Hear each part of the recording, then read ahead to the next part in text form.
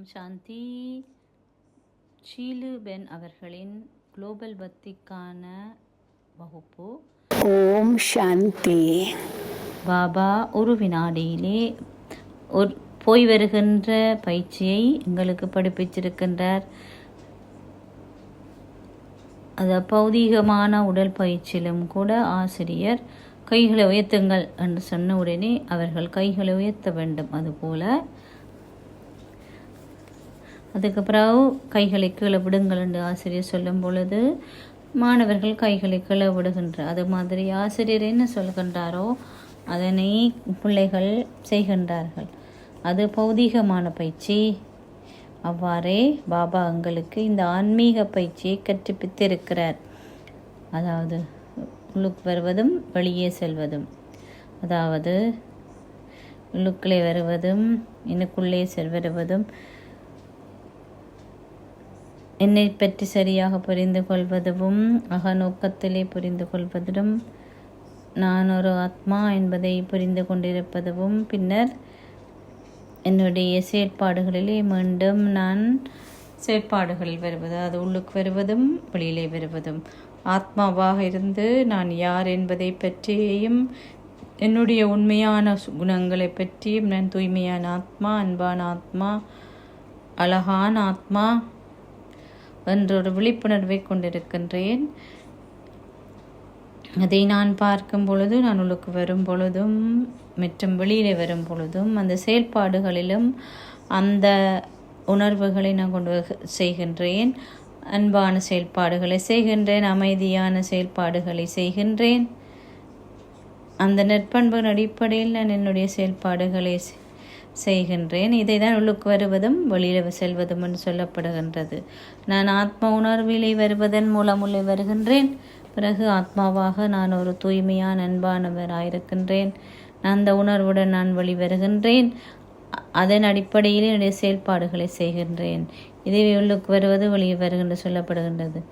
அப்போ என்னுடைய செயற்பாடுகள் மிக சரியானதாக இருக்கும். எல்லா செயற்பாடுகளையும் பாபாடு நினைவில் நான் செய்வேன்.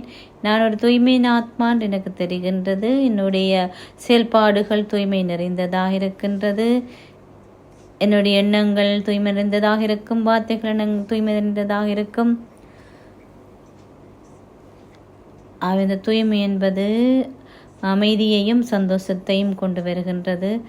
என்னுடைய வாழ்க்கையை மிகவும் அமைதியானவும் பேரானந்த நிறைந்ததாகவும் அனுபவம் செய்கின்றேன். இதைத்தான் பாபா எங்களை வர விரும்புகின்றார். இவ்வாறு நாங்கள் ஆக வேண்டும் என்பதை விரும்புகின்றார். பாபா எங்களை மலர்களாக வேண்டும் என்று சொல்கின்றார். நாங்கள் முதலிலே முட்களாக இருந்தோம். பாபாட நினைவின் மூலம் நாங்கள் இப்பொழுது மலர்களாகின்றோம். பாபாட நினைவின் மூலம்தான் எங்களால் மலர்களாக முடியும். இது பௌதீகமான முறையில் இல்லை, ஆனால் ஆன்மீக முறையில் நாங்கள் அப்படியாகின்றோம். ஏனென்றால் முள்ளுக்கள் என்ன செய்யும், துன்பத்தை கொடுக்கும். அது மற்றவர்களை எப்பயுமே குத்தி கொண்டிருக்கின்றது. ஆனால் மலர்கள் நறுமணம் கொடுக்கின்றன. அவை மலர்கள் அழகாக இருக்கின்றன. அவை அதனால்தான் நாங்கள் உள்ளார்த்தமாக செல்லும் பொழுது, ஆத்மோணர்வுக்கு வரும் பொழுதும் வெளியிலே நாங்கள் அந்த உணர்வுடன் வரும்போகின்றோம். அந்த ஸ்திதியிலே எங்களுடைய பணிகளை செய்யும் பொழுதும் மலர்களைப் போல நாங்கள் பிரகாசித்து கொண்டு அல்லது வெளிப்படுத்தி கொண்டிருக்கின்றோம். அவை நற்பண்புகளை நாங்கள் மற்றவர்களிலேயும் நல்ல பண்புகளை பார்க்கின்றேன். இப்போ மற்றவர்களை நாங்கள் கெட்ட வார்த்தைகள், தவறான வார்த்தைகள் அல்லது தீய வார்த்தைகள் பேசுவதில்லை. ஏனென்றால் துன்பத்தை கொடுக்கின்றது. நாங்கள் இப்பொழுது எங்களுக்குள்ளே அகநோக்கத்திலே செல்லும் பொழுதும் நாங்கள் ஆத்ம உணர்வுக்கு வருகின்றோம். அப்பொழுது எங்களை இலகுவாகவே இந்த நற்பண்புகளை வெளிப்படுத்தக்கூடியதாக இருக்கும்.